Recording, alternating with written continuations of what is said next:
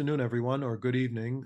Today, we're going to be talking about Eckart Frahm and contemporary scholarship of the Assyrians.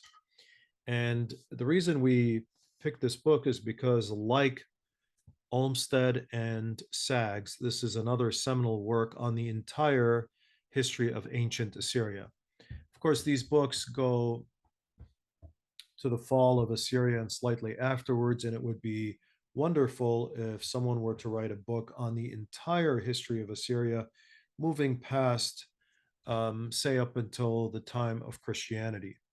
But that has not happened yet. Hopefully, in the future, that will be the case. So, with that, let's talk about why the ancient Assyrian identity is important. Why are Assyrians of today so concerned about the ancient identity of the Assyrians? Now, being dispersed all over the world, being fragmented in various ways, such as, for example, denominationally, religiously, and otherwise, geographically, demographically, and so on and so forth. This ancient history is an anchor in time. It is proof of continuity, and it gives the Assyrians cultural self-respect. It is unity across distance, so common narrative among many of the Assyrians, again, dispersed all over the world. It is the language of belonging to this beautiful and ancient heritage. It is a bridge between the various factions of Assyrians. It is also a moral and psychological strength provider to the Assyrians.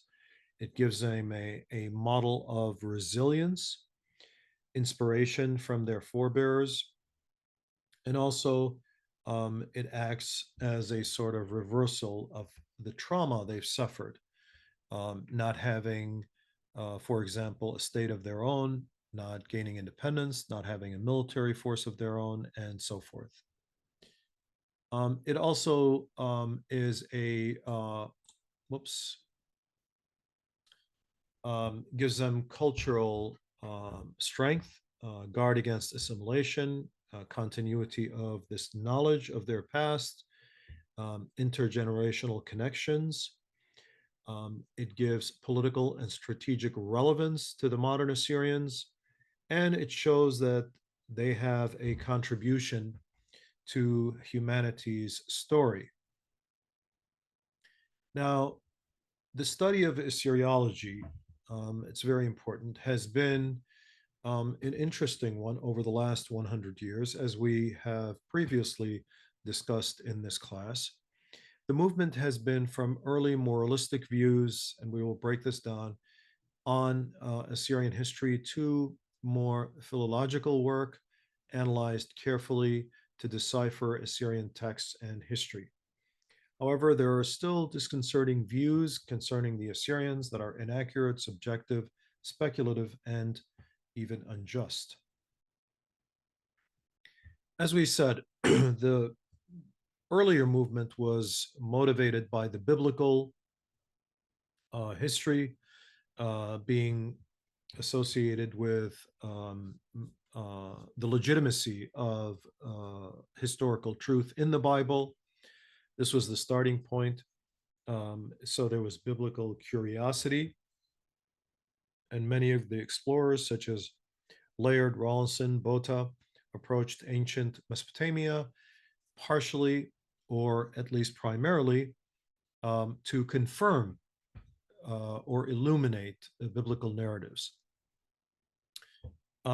Then the second stage was decipherment and philological foundations. This is in the mid and late 19th century. There was careful looking at the Assyrian texts.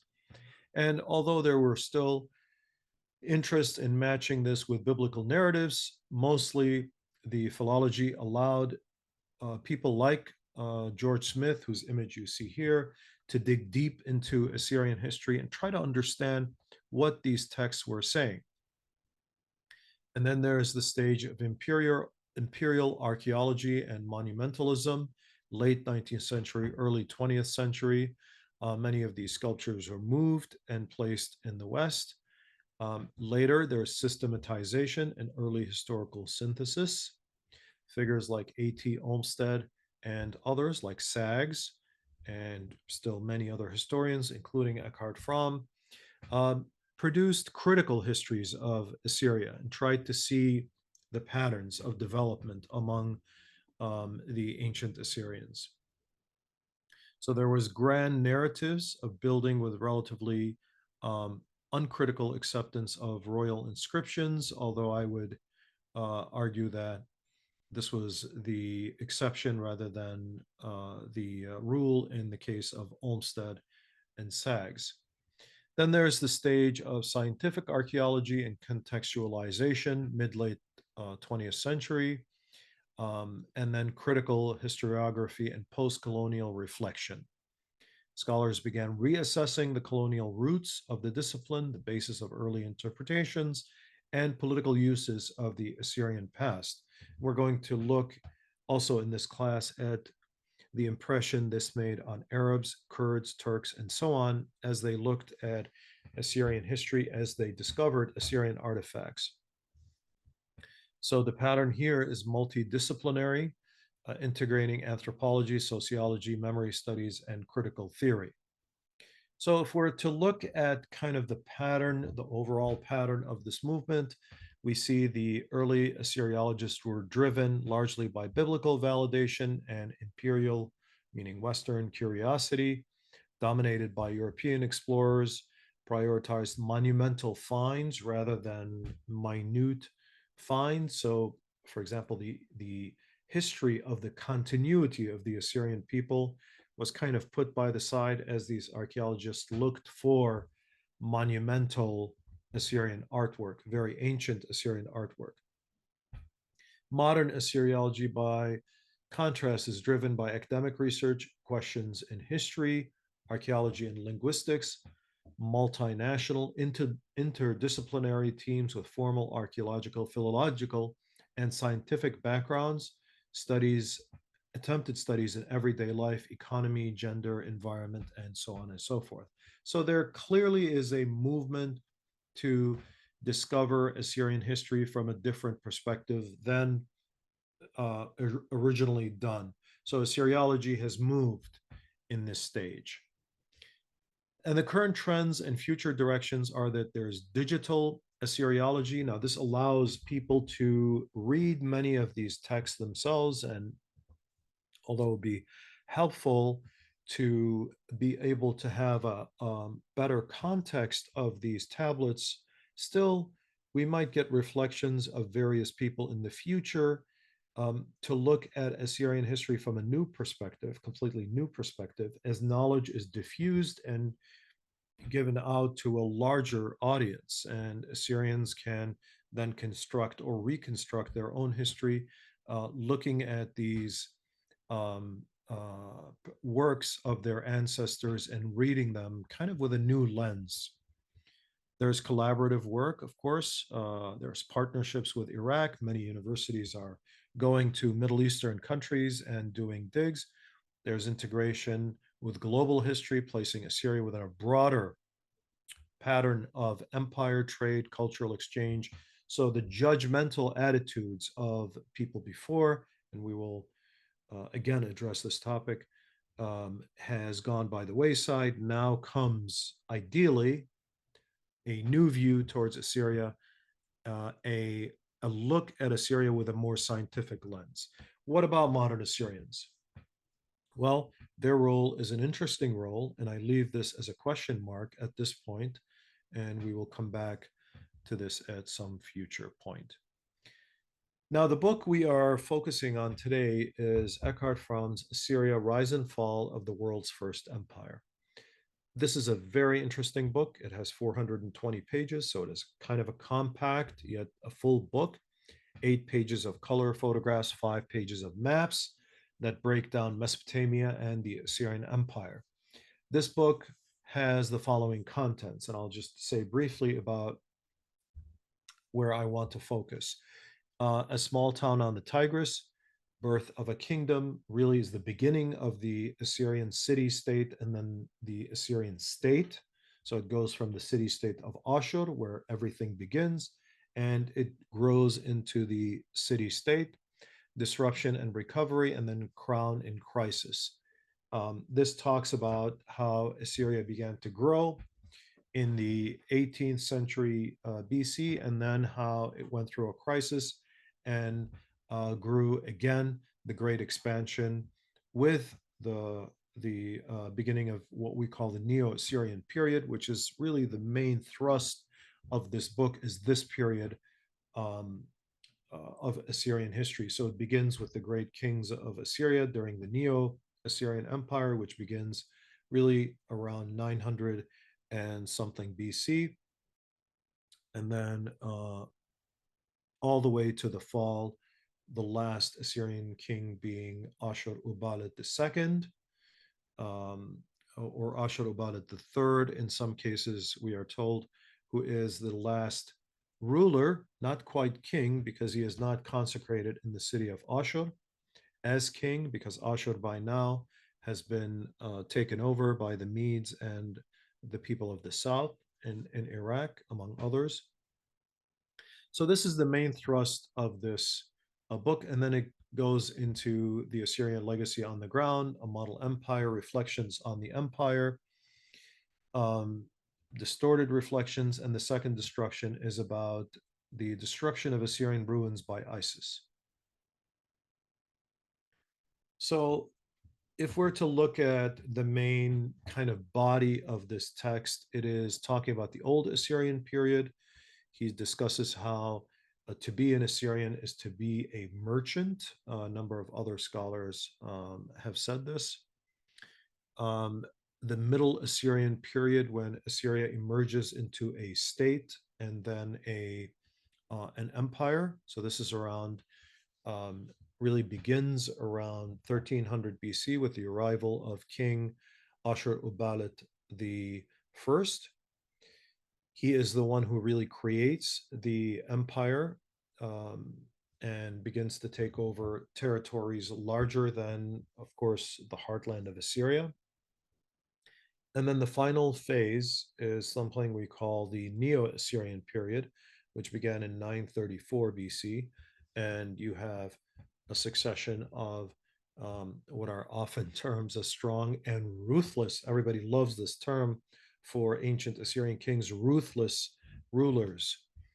I guess ruthless could be determined or strong in pursuing their empire, but oftentimes people mean it as various scholars mean it as unusually cruel, unusually cruel.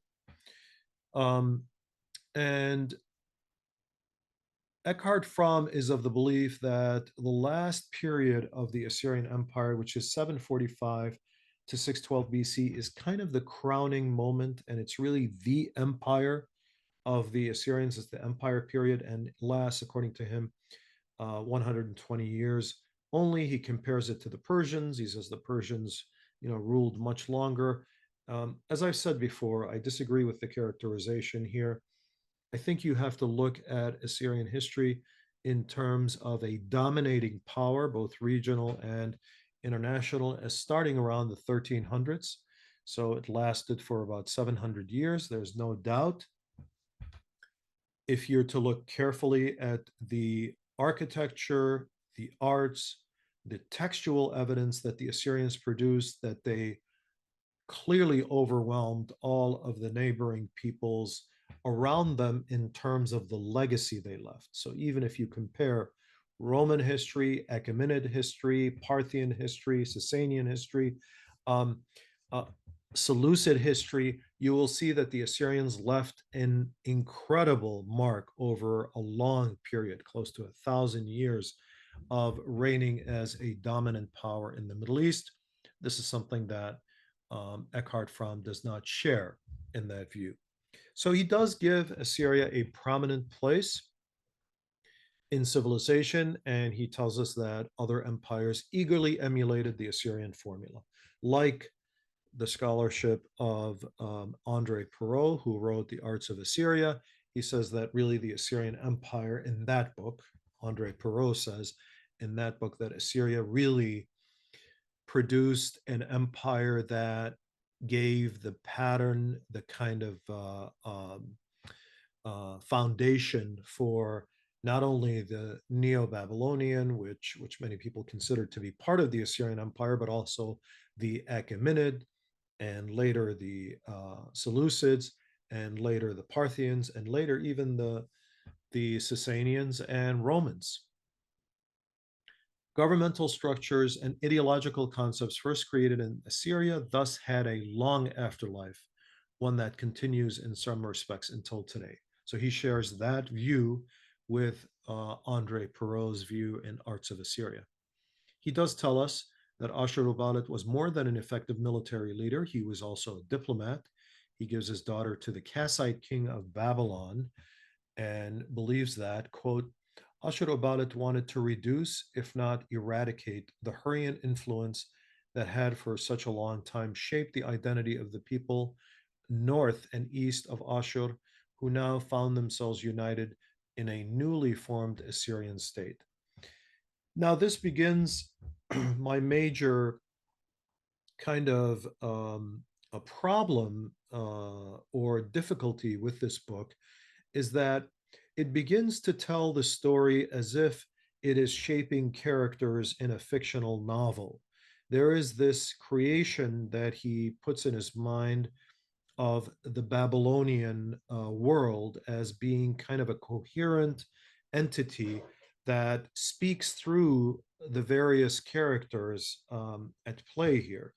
And so that I think is a little bit distant from the history. He also tries to analogize and he uses, Scotland, England, Rome, Greece as an example of the Assyrian connection to Babylonia. And I would suggest that this kind of dichotomy is really not capturing the essence of what actually happened in history in terms of the relationship of Babylonia and Assyria. He also puts this kind of love-hate relationship into play, often refers to the Assyrians as kind of a thwarted lover who is in love but wants to dominate his the woman he's pursuing, his lover. So Assyria is in love with Babylon but wants to dominate it. I would suggest that these are wrong ways to think about the very dynamic and complicated relationship between this Mesopotamian or within this Mesopotamian world. Also, because, by the way, in recalling their history, Assyrians during even Christian times would often take pride in referring themselves or going back to their heritage and would remember Nineveh and Babylon equally. There was no kind of love-hate relationship between these two entities, but they were claimed kind of equally as part of their past. He also tells us here in this, within this context of seeing things in black and white here, Assyria and Babylonia have been described somewhat like Scotland and England or England and America as two countries divided by a common language. The two lands had close linguistic and cultural ties, but were often embroiled in conflict. Now, this is another thing to see, like how often were they, often means how often in their, say, 2,000 years of interacting with each other, how often was it conflict rather than amicable relations? It seems as if the cultural indebtedness the Assyrians felt vis-a-vis Babylonia gradually produced in them a deep-seated minority complex, which prompted them throughout the centuries to engage again and again in aggressive raids on the southern land. Now, there's no citations that he provides here so that we can see this kind of jealousy that Assyria is supposedly had towards Babylon, and which prompts it, in his words, throughout the centuries, again and again, to engage in aggressive raids on the southern land. I just don't see it. And looking carefully at the tablets, I think this statement is indicative of kind of stepping back and looking at a big picture which really doesn't exist, and it's kind of again, creating this kind of play now. Now, is this an attempt to popularize this story to make it seem like there's, this conflict, kind of like a fictional novel type of approach, or approach to a novel, a literary work here? Um, I don't know, but this is not the direction that we should be going in. Certainly, there's nothing in the record to point to a minority complex, let alone a deep seated minority complex. But more disturbingly, where's the nexus between this deep seated minority complex, which the Assyrians felt toward Babylon, and was it towards all of Babylonia? Well, that's what he says here. Now, what is all of Babylonia? We'll break that down a little bit. But where's the nexus between that kind of sentiment and the prompting to again and again throughout the centuries engage in hostile raids or aggressive raids against the southern land? There just is no evidence in the record of such conduct on the part of the Assyrians. Now, could the Assyrians have been interested in gaining ground and, for example, agriculturally fertile areas for the purpose of economic benefit, for the purpose of political benefit, and maybe even prestige? Absolutely. Did that go did that prompt Assyrians to do the same in other areas? Absolutely. Um, but the Assyrians and, say, the Babylonians, as we refer to them, even though, Eckart Frahm should know that at different times there were different people in the southern land. There are Kassites, Amorites, and others coming in and leaving. People of the south, people of the Chaldean tribes or Aramaean tribes coming in into these areas. So hard to kind of categorize the people of the South as one entity expressing a certain will, and in particular animosity toward their northern neighbors. These people were all of the same background. They shared gods and they shared literature and so on and so forth. They were very close, as he himself concedes here. And there were rivalries, and these rivalries were not simply between Assyria and Babylonia, but within the cities of these various places. So this, unfortunately, is missed in this book. And again, as in the case of Rome and Greece, Fromm states, it featured an emerging superpower, militarily strong yet culturally immature, speaking of the Assyrians, that became infatuated with a neighboring civilization that was older and more sophisticated. Again, there is no evidence of this. And more disturbingly, how do you determine cultural immaturity in the ancient past as a scholar? How does one go about measuring a culture that is more, quote unquote, sophisticated than the other, when their gods are the same, essentially, their literature is the same, they have different dialects, but their literature is essentially the same? Now, could you attribute to one city, for example, the cultural production that is more, um, say, prolific than another? Of course. And that has happened with modern Assyrians, for example, that refer to the city of Edessa as being, the home of where the classical Syriac is produced. But this does not engender in one an inferiority complex or cultural immaturity, as it is explained here by Eckart Frahm. And certainly the gathering of books by Ashur-uballit I and the building of various artworks and the building of architectural wonders, including aqueducts and so on, cannot be characterized as one culture in Assyria being more sophisticated than that of Babylonia. This is not the case. He also tells us, after conquest by Diklat-Pileser, it is clear that the third, it is clear that many of the citizens of Babylon were Sipa and others were not swayed by the relatively privileged treatment they received from their new masters meaning the Assyrians, and were looking for ways to regain their freedom. Anachronistic superimposition of modern concepts towards ancient people. Again, is this being done for the purpose of kind of showing this conflict between these two entities? Hard to tell, but there is no concept of people seeking their freedom. There's nothing in the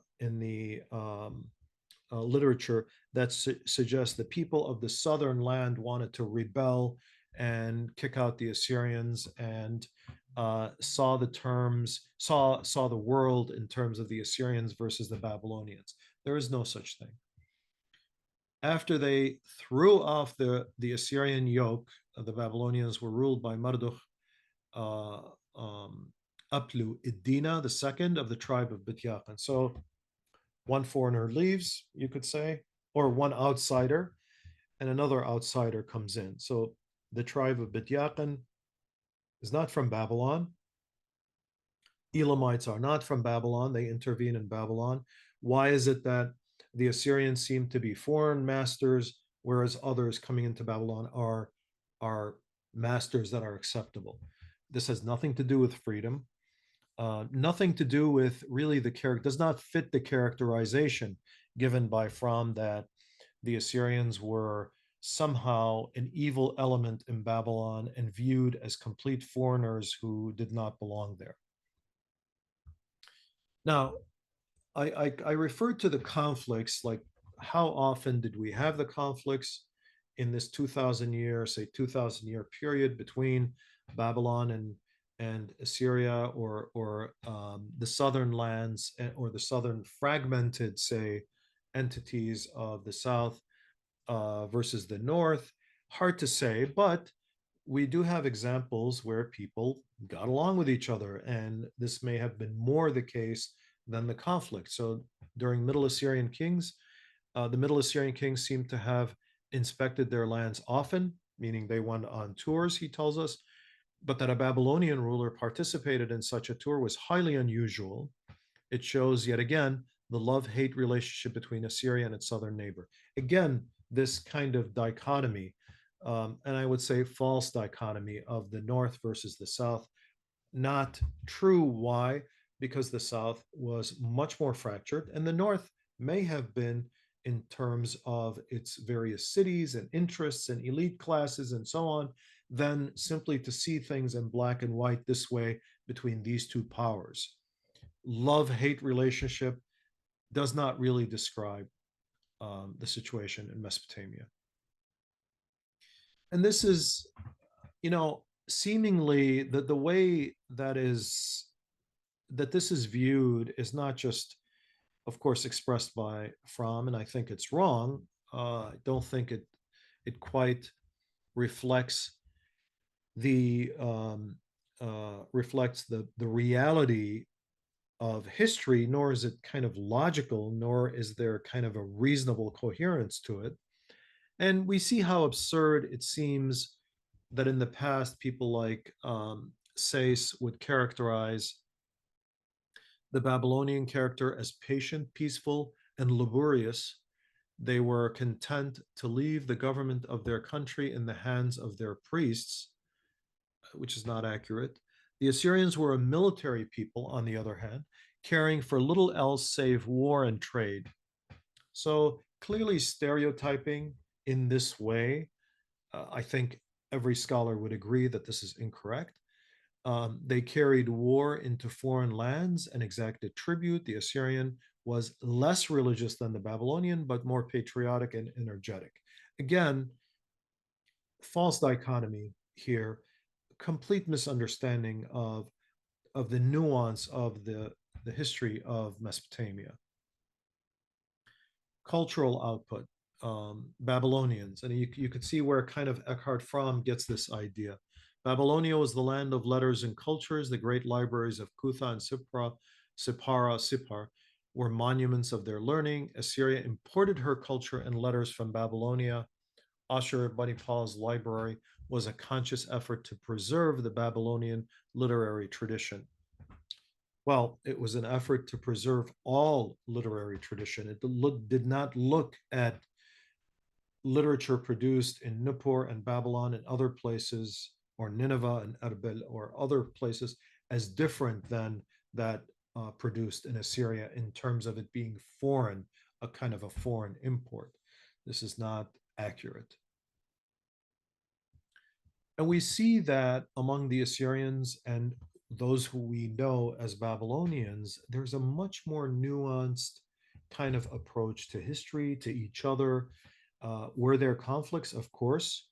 And, there was a conflict between Ashur-uballit I and his own brother that embroiled Mesopotamia in a major civil war, or Assyria in a civil war, between Shamash-shum-ukin, the brother of Ashur-bani-pal, and himself, and got a lot of other people involved. This was a war of the brothers. So they did not see each other as foreigners, they saw each other as centers of power. Here we're talking about the fall of Nineveh and the king of Babylon coming. And this is a description of the king of Babylon when he approaches the ruins of Nineveh. And he is very sad to see the fall of this great city, even though he has something to do with it. He is sad to see the destruction. As for the king of Babylon, we are told, the work of Marduk, for whom pillage is an abomination. He did not lay a finger on the cult of any of the gods, but went around with his hair unkempt, meaning in mourning, and slept on the ground as his couch. So clearly, the king of Babylon does not come and celebrate the destruction of the temples and the cult houses of Assyria and Nineveh and the city of Ashur. He, on the contrary, goes around with his hair unkempt in mourning and slept on the ground as his couch. Why? Because there was a great deal of reverence for these cult centers, be they in the north or be they in the south, for everyone. This included the kings of Assyria. This also included the kings of Babylon. Now, understanding this more nuanced picture of Mesopotamia requires us to look at this great article or great piece by Assyriologist Shana. It's called Plan Babylonia, adapting Neo-Assyrian Imperial projects to local circumstances in Babylonia, in the larger volume of Deciphering Assyria. Unlike their northern counterparts, she tells us, who tended to use homogeneous or perhaps better homogenizing labels like Assyria and Assyrians, using such terms as Mat Ashur, Ashuru, or Ashuraye, Babylonians had more strongly articulated local identities and traditions. So there was fragmentation. There was no one word for Babylonia or Babylonians. This is very important to know, to refer generally to southern Mesopotamia and its inhabitants. Instead, Southerners were often identified by their cities or regions of origin. Individual Babylonian cities, many of which were ancient settlements, had their own local customs and traditions, administrative hierarchies, and societal priorities, which were not necessarily compatible with imperial agendas, or even, I would say, within the larger entity that they lived in, that is considered by Eckart Frahm to be the South, the southern land, as he says. And this is just one example to give. Babylonian leaders or leaders in Babylon appealing to Sargon II to come. I prayed to Bel and Nabu for the good health of the king, my lord, and of the Sukalu, saying, when will the king, my lord, come here and establish the protection of Babylon? Every day the Babylonians are confident Shamash and Marduk have installed you for intercession in Assyria. Persuade the king. You see here the kind of oneness that sometimes the people felt with each other. There were, of course, regional rivalries or local rivalries, but there was also a sense of oneness. So they're not looking for quote unquote freedom as Eckart Frahm sees it. Persuade the king to come here and to release Zahuta, Babylon for Marduk, and make your name everlasting in Isagil and Izida. As we have heard, the magnates, Rabbutu, Rabbe, of the king are telling the king, my lord, that he should not go to Babylon. Tiglath-Pileser and Shalmaneser V, who went there, in other words, came to Babylon. If you come as a king who received the leftover of the gods, who restores peace to Isagil and Babylon, secures its protection, and carries out the agreement with the inhabitants of Babylon, Mare Babili, not Babylonians, but the city, who replenishes the treasures of Isagil and Izida, Bel and Nabu will grant you a long life, good health, and happiness.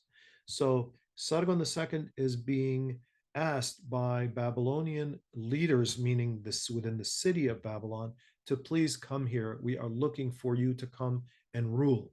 So this concept of seeking freedom from their masters is certainly not present in this case as in any other cases, because again, there is no citation to this idea of freedom from the Assyrians and Babylon. So we are told by, again, going back to Eckart Frahm, that Sargon peppered his royal inscriptions with allusions to the Babylonian epic of creation. He also never ceased to consider Marduk the ultimate source of authority for the Assyrian god Ashur. Well, that's not, to see a relationship between these gods is not to view this as some kind of a conflict in terms of nationalism, that the Assyrians are seeking Marduk because Marduk is representative of Babylonian nationalism. This is a false dichotomy. And that's what seems to be implied here by um, um, by Eckart Frahm when he tells us that Sargon tried to be as Babylonian as he could. Um, so he also says, captive Babylonia took captive her savage conqueror. He's paraphrasing from another passage here. Again, the dichotomy here is wrong. Um, it is certainly not based in the record in terms of the books. Now, Eckart Frahm is not alone. As I said, I cited others, Sayce being a very prominent example of seeing this through this lens of dividing Mesopotamia into the north and south, and these always being somehow at odds with each other or jealous of each other, or one being the superior and one being the inferior of each other. But this, I would suggest to you, reading carefully the texts, which are going to be more available to the common man, as it were, to read them with logic, to read them with understanding, to read them with reason and a new lens of looking at things, and not this judgmental, not this dichotomy of seeing good and bad, black and white, Babylon versus Assyria, but understanding Mesopotamian culture as a whole. One is going to come to a different conclusion, certainly, that the culture of Mesopotamia is much more complicated than, for example, Sayce makes it seem, and certainly more complicated than even Eckart Fromm's assertions that one culture felt inferior to the other. Now, regarding Ashur-uballit, there's another issue. But having learned, we are told, how to be tough and amass power was not enough for Ashur-uballit. Somehow Ashur-uballit becomes the target of Eckart Frahm as he becomes the target of others. And we don't know why this hyper criticism of these ancient kings of Assyria becomes kind of an interesting sport. Just as lion hunting was a sport for ancient Assyrian kings, these scholars seem to relish in knocking down these characters who may seem great in history, such as Ashur-uballit. But having learned how to be tough and amass power was not enough for Ashur-uballit. He claims he had received the training of a true scholar and literary man. Now, why is that something simply he claims? Why isn't it something that is a fact, for example? When there's nothing in the record to show us something contrary, why don't we believe this king that he was interested in scholarship? I mean, after all, we have evidence of thousands of tablets being collected, about 30,000 tablets being collected in the city of Nineveh in the great library or archival center that he kept. So why is it unusual that Ashurbanipal is a scholar? And then this passage, Ashurbanipal wanted it all. He had the ambition to be a true Renaissance man or to be less anachronistic and new Gilgamesh. And he tells us that several modern scholars have endorsed the idea that Ashurbanipal's rule brought knowledge, progress, and general welfare. Yes, that's what many say, but Eckart Frahm is not in agreement. So what's wrong with Ashurbanipal, according to Eckart Frahm? He sees this dark side, and he has said this in his review of the history of Assyria, that there's this dark side to the Assyrians. Well, what is this dark side? Ashurbanipal's armies were involved in numerous wars, some of them long and bloody. The king's fondness for reading and studying had clearly not turned him into a pacifist. Why should it? Why should a man's ability to read or fondness for reading turn one into a pacifist? He has an empire to rule, does he not? And since when are wars peaceful and lovely? All wars um, are bloody and long, are they not? Or most wars, and certainly all wars are bloody affairs. That's the nature of conflict. But he says regarding Egypt, after conquering the city, the Assyrian soldiers went on a looting spree. So this is one of the things that bothers him about Ashurbanipal, that he is both fascinating and deeply flawed. I'm not sure what this deeply flawed character of Ashurbanipal is. He was an extremely ambitious ruler, we are told, but one with a tendency towards self-delusion. He constantly play acted as if on a stage to fill those roles instead of actually ruling his country. Not quite sure what he's referring to here, but during this time, Ashurbanipal had clearly ruled an empire, as we shall see, that was the largest ever in the history of um, uh, the Assyrian administration. He tells us also in attempting to kind of bring new light to the character of Ashurbanipal that the lion hunt reliefs in the palace are strikingly beautiful. At the same time, the king showed a disquieting tendency to indulge in vicious acts of cruelty. I mean, this is lion hunting. How else is someone supposed to hunt a lion if it is not vicious and cruel? The very nature of hunting an animal involves violence. So we're not quite sure exactly what Ashurbanipal is supposed to be doing so that he is not showing a disquieting tendency to indulge in such conflict. Clearly, other scholars have looked at the tablets and have seen that Ashurbanipal took a great deal of pride in the fact that he had this education since he was at a young age, and he was trained in the arts of war as he is supposed to as a king of Assyria. And he tells us, I am capable of arguing with expert diviners. I can resolve complex mathematical divisions and multiplications that do not have an easy solution. I have read cunningly texts in the obscure Sumerian and Akkadian that are difficult to interpret. So one is not sure why Eckart Frahm would doubt that this man was a scholar. That's what he says. That's what the evidence showed.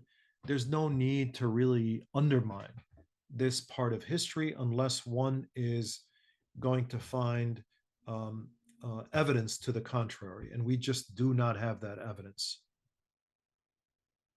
And of course, Ashurbanipal also texts us in the interest of building a library in Nineveh, any text that might be needed in the palace, as many as there are, but also tablets that are known to you but do not exist in Assyria, send them to me. Now I've written to the temple steward and the governor in the houses where you set to work, nobody will withhold tablets from you. So in other words, he's ordering, bring me the tablets. He wants to collect the largest a group of um, uh, archival works in Nineveh itself, and he does do that. And thank God he did that, because we were able to retrieve a lot of these in modern times and build our knowledge of the ancient world, ancient Mesopotamia, a lot of the literary works from this library. And there's admiration of Ashur-banipal from the southern land, as Eckart terms it, Eckart Frahm. He is told when he is looking for such tablets, Ashur-banipal is told, the dutiful Borsipans will send back to the king their lord the instruction that he wrote as follows: write out all the scribal learning in the property of Nabu and send it to me. Complete the instruction. Maybe the king says to himself, we are the ones who, like the citizens of Babylon, will shirk it. So in other words, the Borsipans are making fun of the people of Babylon. Now you have people both in the southern land telling the king of Assyria, we will do a better job than the people of Babylon and get you this material. Don't worry about it. We will respond immediately. So there's a great deal of admiration. Certainly, we don't see in these writings a desire to be free, quote unquote, from the king of Assyria. Ashurbanipal also undertook a great deal of building activities that should be recalled in Mesopotamia, in throughout Mesopotamia, Babylon in particular, but also Ashur-uballit I, Nineveh, and other cities. And as I said, the Assyrian Empire grew to geographical locations that it had not been before, and one could speculate that had the Assyrian Empire not collapsed, it would have been as large as the Roman Empire eventually, or maybe even larger. So one scholar, René Labat, we are told by Frahm, called the king enlightened and stressed that his learnedness and his investment in creating the enormous tablet collection and library, notes that Ashurbanipal is the living proof that the archaeologist Jacques de Morgan had been utterly wrong when describing the Assyrian as neither an artist nor a literary man nor a legal scholar. Now, it's important to know in what Eckart Frahm is characterizing here, who is this Jacques de Morgan? Why is he pitting René Labat, who is a great scholar and who's familiar with Mesopotamian history and philology, understands it? Why is he pitting him with Jacques de Morgan? What did Jacques de Morgan have to say? He was a mining engineer who's being cited by Eckart Frahm as if he's presenting a contrary view to that of Labat. He was a geologist and archaeologist. He was the director of antiquities for the government of Egypt from 1892 to 1897, but not deeply familiar with Mesopotamia. But he had a lot to say about the Assyrians. What did he say? He told us that Assyria was the nest of the bird of prey, whence, during nearly 10 centuries, set forth the most terrible expeditions which have ever flooded the world with blood. These are horrible thoughts and troubling thoughts from a historian or an archaeologist, one that does not really understand that people are human beings and have a good history, a bad history. They have episodes and so on and so forth. But he characterizes, again, this dichotomy of putting Assyrians in this bubble of ruthlessness and cruelty. He says of the Assyrian, he is a parasite, meaning the Assyrians, all Assyrians. basing his organization of pillage on a formidable military power. As far as he extended his empire, he ruled, but he did not govern. His appetites were without limit. In him incarnate to the highest degree, in him is incarnate to the highest degree the defects and vices of Asiatic political system. So clearly an Orientalist viewpoint, and one that kind of sees things in a very childlike and a very black and white, simplistic, uh, through a simplistic lens, and views the Assyrians as kind of, as he says it, parasites and no more. Other than courage, they have nothing. So, so now, why put Jacques de Morgan in your book and refer to what he's saying? It's not as if this is by any imagination. And this was, by the way, dealt with by A.T. Olmstead in 1923, this passage, and he mocked it as being absurd. And he mocked Morgan as being unfamiliar with the Assyrians, as being lacking knowledge. So, why this horrible author is being brought back to life again in the book written recently by Eckart Frahm is very troubling. Um, so he cites Jacques de Morgan, who tells us that Ashur was its god, and plunder its morals, material pleasure its goal, and cruelty and terror its means. For what reasons? Hard to understand. But he also cites more modern scholars, such as Susan Pollack, who views a pro-Assyrian bias in modern scholarship, decried the lack of interest in the suffering of the victims of Assyrian wars. Susan Pollack sees that not enough people are thinking about the victims of Assyrian wars. Rest assured, Miss Pollack, they are. When you have people like Jonathan Jones, who's an art critic, who says, quote, passing from the British Museum's Assyrian galleries to the graceful grandeur of ancient Egypt or the Greek gods exhibited nearby, he sensed a greater human richness and felt that Egypt and Greece were civilizations, Assyria was not. End of quote. So you do have many people like this, Miss Pollock and Mr. Fromm. You do have many people who characterize the Assyrians as bringing nothing to civilization but warfare and plunder and being parasites. And this view of history, by the way, is also oftentimes compared, this view of Assyrian history, to Persian history. And we are told that the Assyrians and the Persians were two different civilizations. One knew how to rule with kindness, and one just used brute force. Indeed, in one of the passages written by Susan Pollack, she tells us, in looking at the scenes that are to the right of the screen, the focus on scenes of political economy rather than military character underscores Achaemenid preferences, meaning Persian preferences, for discipline and order as a means to rule rather than sheer force. In other words, the Assyrians used sheer force, the Persians were much more sophisticated. They used discipline and order. A couple other things on Eckhart Fromm's book. And the first is of this segment is the Assyrian and the Aramaic. And I feel that he really misses the point about the influence of the Assyrians on the Aramaic language and the use of the Aramaic language within the administration of Assyria. And he tells us in the book that remarkably enough, the language that eventually prevailed and would be spoken by nearly every Assyrian citizen was not Assyrian. And Assyrianization, quote unquote, analogous to the Romanization, quote unquote, of newly incorporated populations in Roman times, never took place in Western Asia.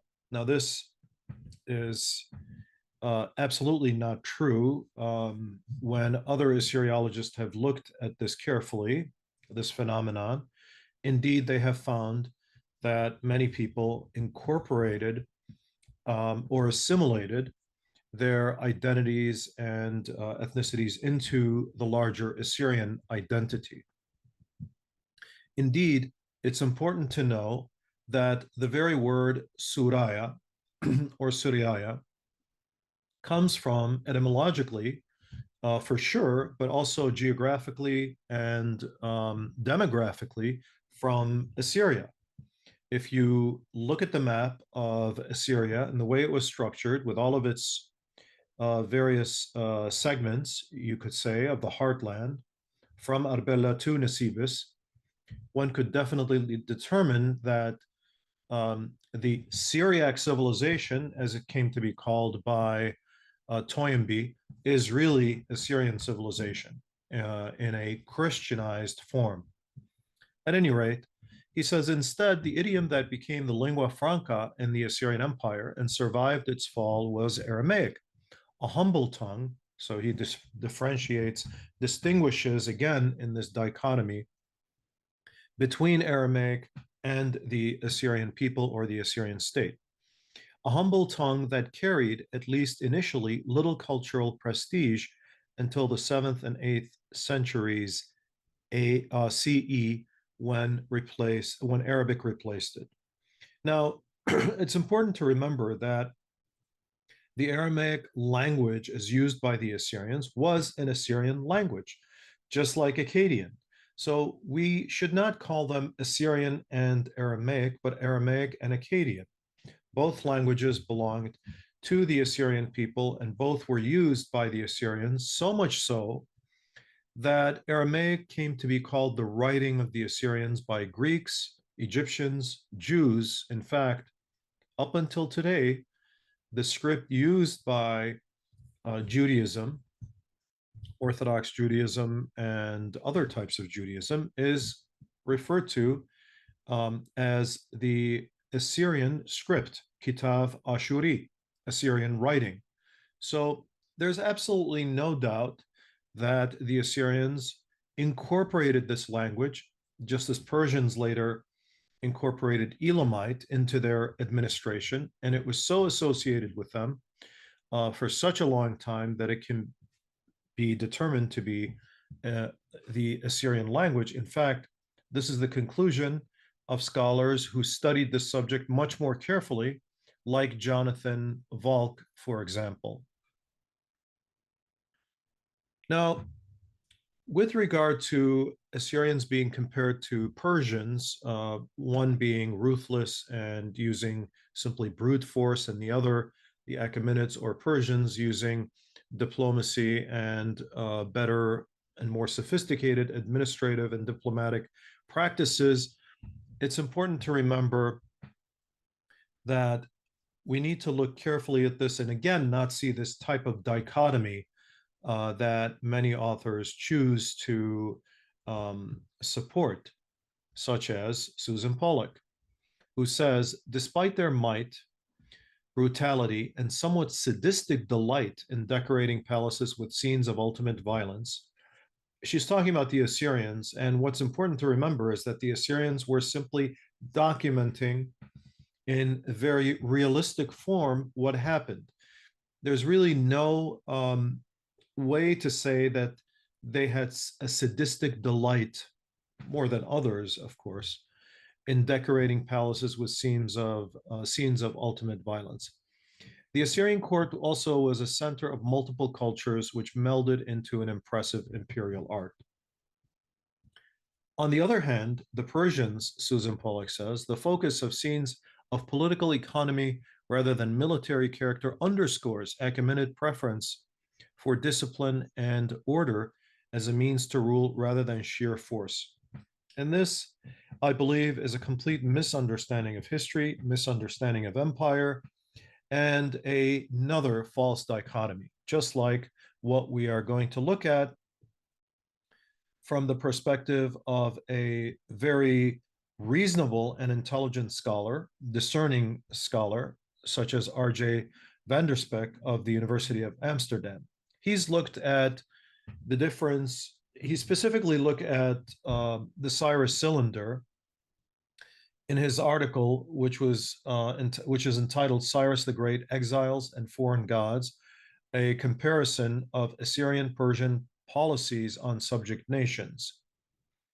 Now, in this, he tells us the treatment of Assyria in modern secondary literature is as hostile. A treatment is as hostile as the treatment of Persia is favorable. So Assyria is hostile, Persia is favorable. The Assyrian rulers are pictured as notorious for their aggressive expansionism and the fear they inspired among the subdued nations. This, of course, we saw in the writings of Susan Pollack. He tells us that Cyrus, king of Persia, conqueror of Babylon, has a good reputation.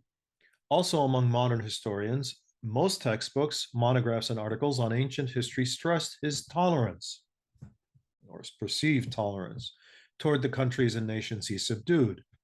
In other words, he's a different type of empire. It is mentioned time and again that he allowed them, the people, freedom of religion, that he behaved respectfully towards Babylon and its temple cults, and that he reinstated several cults, especially that of the God of Israel in Jerusalem. This would have been, of course, the God of Judah. This policy is often contrasted with that of the Assyrian kings, who are presented as cruel rulers, oppressing subdued nations, destroying sanctuaries, deporting gods and people, and forcing their subjects to worship Assyrian gods. Cyrus' act supposedly inaugurated a new policy aimed at winning the subject nations for the Persian Empire by tolerance and clemency. And this is the dichotomy that we're often told is accurate, and that the Persians ruled a different type of way and were their civilization, their empire, their administration, a totally separate, went on a separate road than that taken by Assyria. But this, Van der Speck says, is a false dichotomy, as are many of the determinations made, such as by Miss Pollack and even Eckart Frahm, I would say.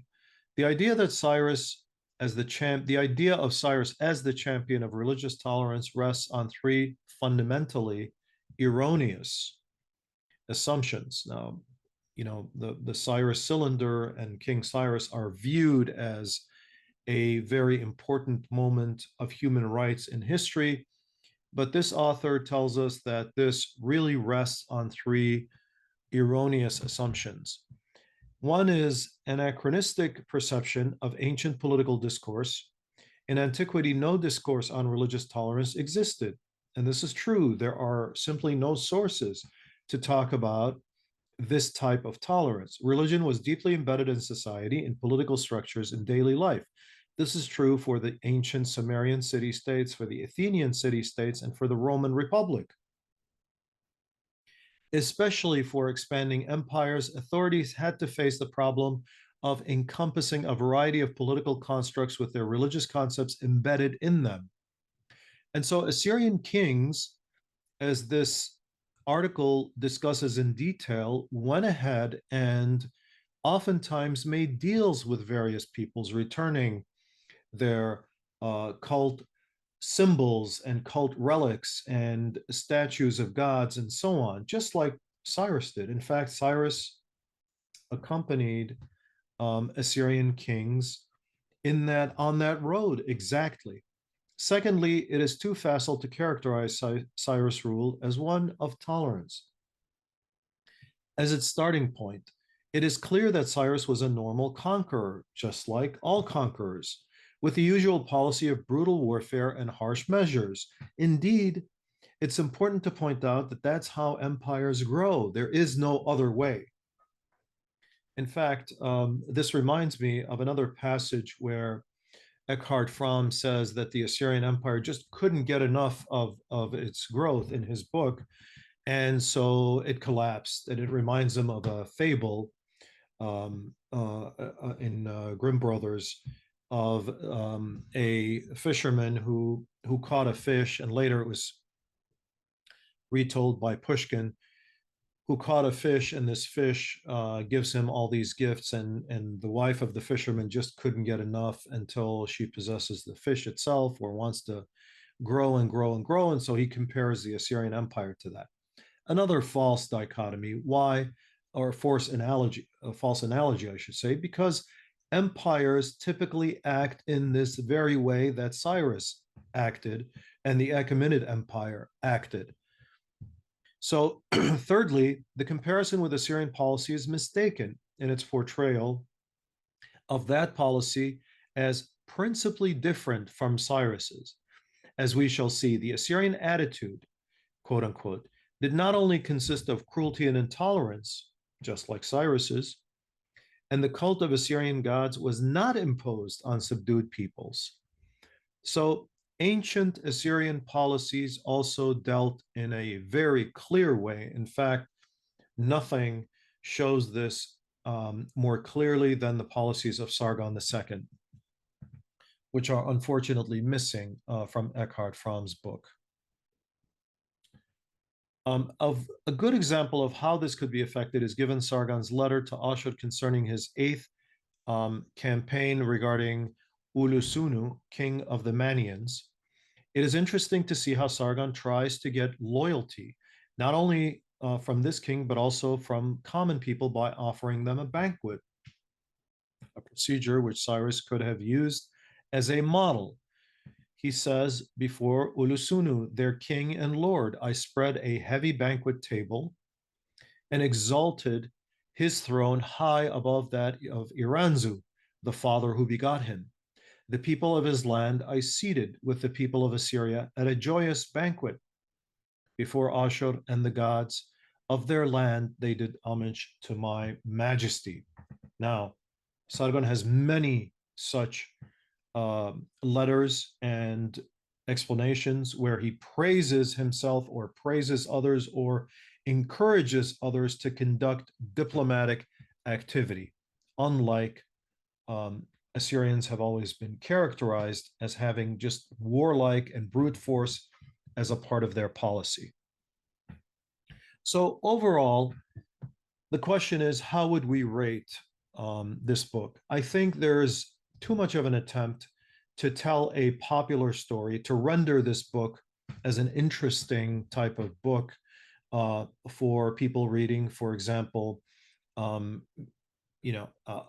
fable like or a novel type of story, to make these characters kind of come to life and to highlight the conflicts between people and nations, and to characterize and maybe even stereotype certain nations in an attempt to kind of compare either good and evil, or sophisticated and non-sophisticated, sophisticated and primitive, or superior and inferior, especially in relations between Assyria and Babylon.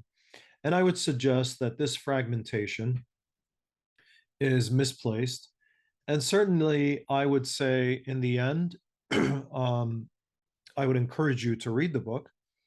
But in the end, I would say that this book, unlike that of Olmstead and Saggs, lacks in understanding the Assyrian Empire from a more sophisticated perspective, whereas those books highlighted certain, I would say, advancements in understanding the Assyrian Empire. This book, while we expected to have a good grip on the totality of Assyrian history, certainly up to the fall, it just simply falls a bit short.